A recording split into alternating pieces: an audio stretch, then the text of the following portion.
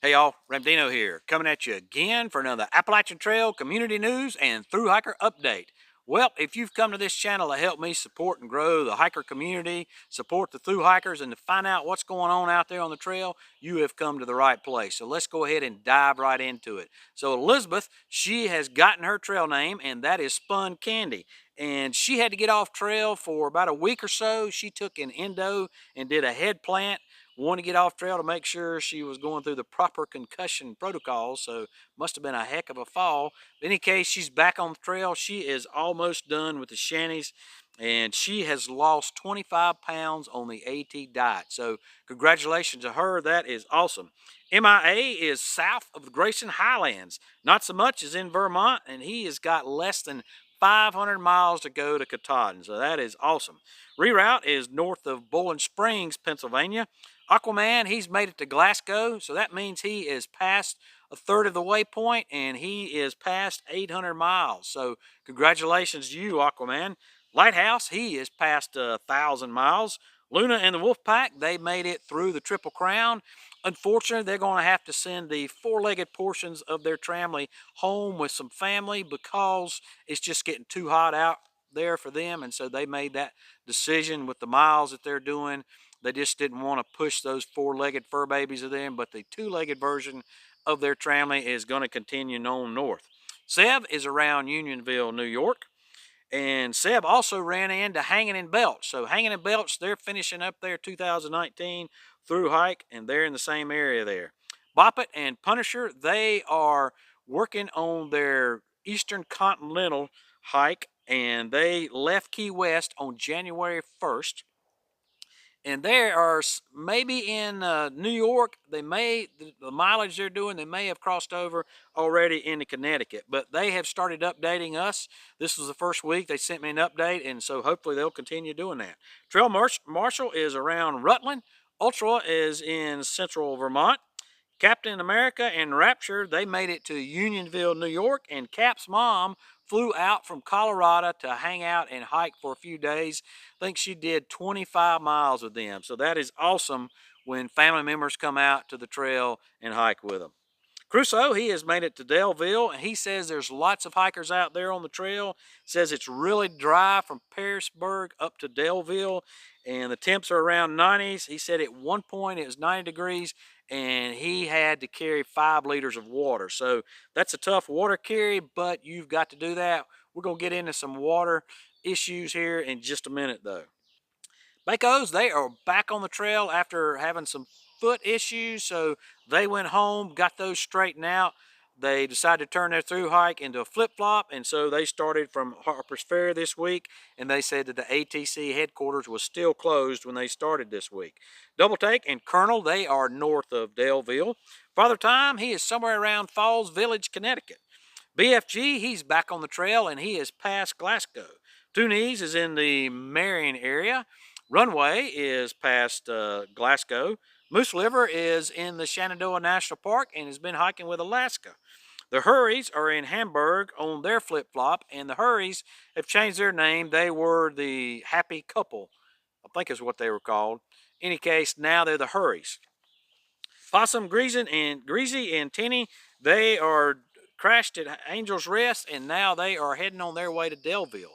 Crinkles, Derby, No Filter, and Snoop Doggy Dog are north of the 501 shelter in Pennsylvania, and they indicated that there is no water there at that shelter, and they had to have a half-mile water carry there.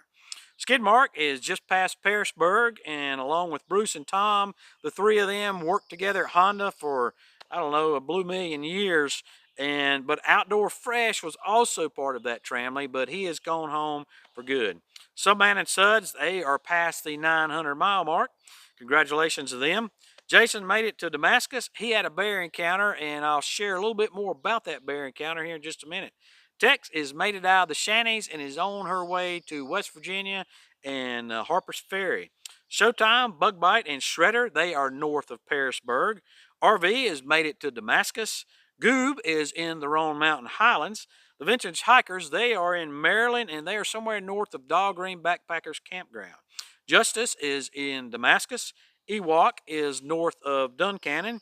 And Traveling Beats is somewhere around Delaware Water Gap, and he indicated that he strongly recommends that hikers do not stay at the Travel Inn in Wind Gap. He says that trash was piled up everywhere. The deadbolts are smashed off the doors. It looked like there were some drug deals going down around there, and it's just very dirty, and he just said it was not a good place to be.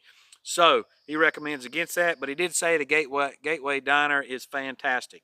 And Corner is coming into Delville. So a couple folks that are off trail. Of course, we've talked about Gazelle before. She is still off trail, but she is healing up from that broken elbow.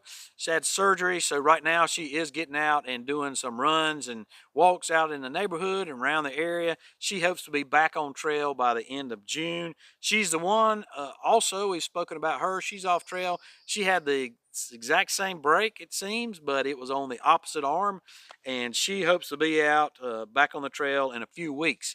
We already mentioned Outdoor Fresh is off the trail for good, and also Anywho is gotten off the trail for good.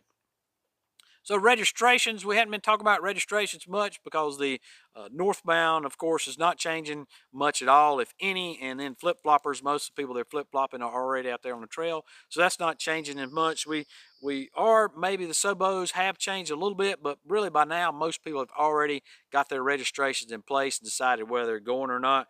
We've got over 200 folks that are registered for Sobo, and that is starting on June 1st is when the first registration are. So the first 7 days of June, we've got over 60 folks that are registered to start their Sobo hike.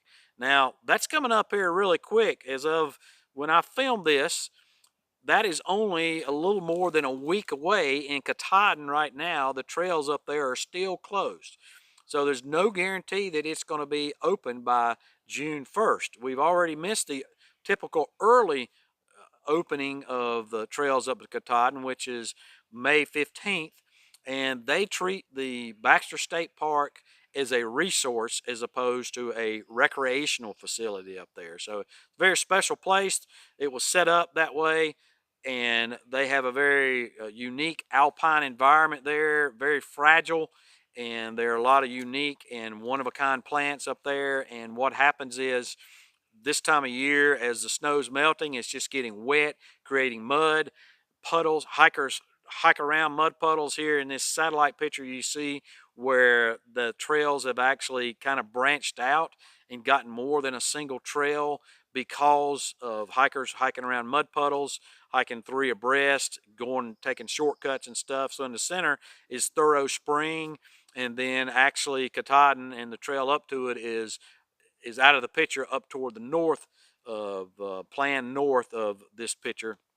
So, but you can see that how the trails get affected, and how they can get, the alpine environment can get damaged. So they will not open it until it's ready. The rangers will not open that area. It doesn't matter if people are, waiting around wanting to get their hike in. They'll not open it until they say it's time. So keep that in mind, and I'll keep updating you as soon as I find out that the trails up to Katahdin have opened. I will let you know. We'll make sure we keep people updated. But for the time being, right now, they are still closed. So I keep hearing stuff about bears on the trail, keep hearing about encounters. This is the time of year where there are bears all up and down the trail. So you need to be practicing your bear hanging and smelly stuff hanging, getting it away from where you are at during the night. Hanging it up, you're supposed to hang it. The typical requirements or typical suggestions are at least 200 feet downwind from camp.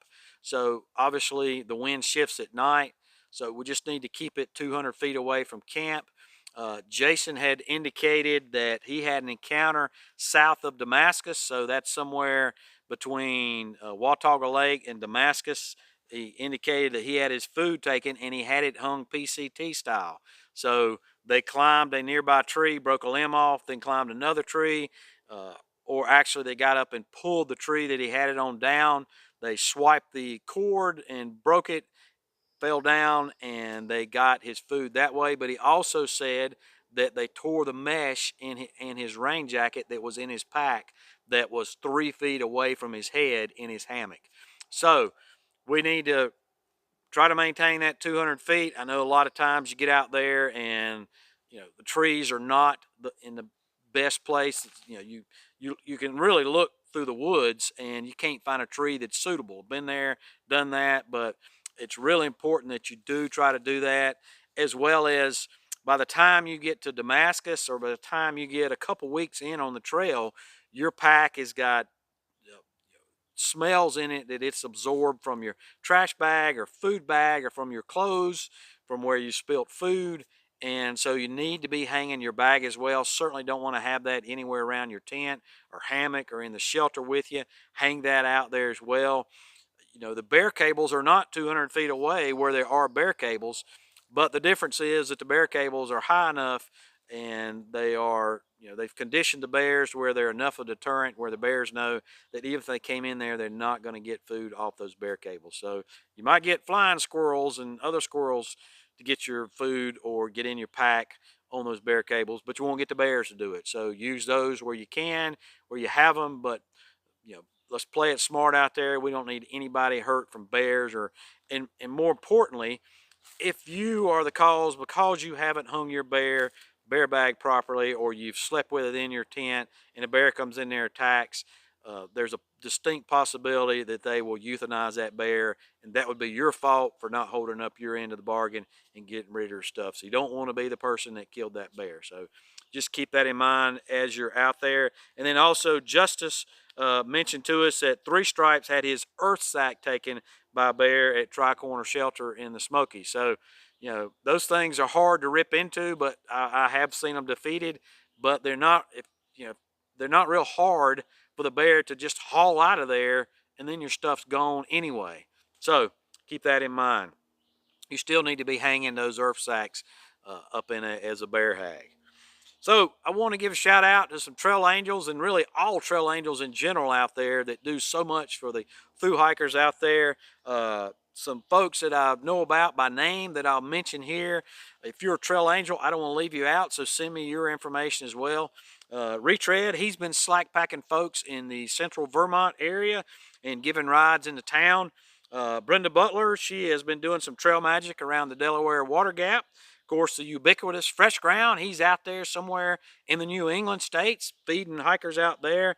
Marlene Simpson, she is down south and around the Virginia, Tennessee area. She's been doing trail magic over this past couple weeks, and she has done a lot of feeding a lot of hikers and keeping them resupplied. So thanks a lot to her. And then Munn up in Pennsylvania, he's been feeding some hikers, but Munn's big thing is what he does is he puts out water caches. So if you come through Pennsylvania, you have probably encountered a water cache and benefited from it. It's probably either Munn or somebody he's recruited to get out there and do that. So thanks a lot through all those trail angels that get out there and put the hikers, the thru hikers, not only thru hikers, but section hikers and even day hikers, they put them first, put them in their heart, and we greatly appreciate what you do, folks.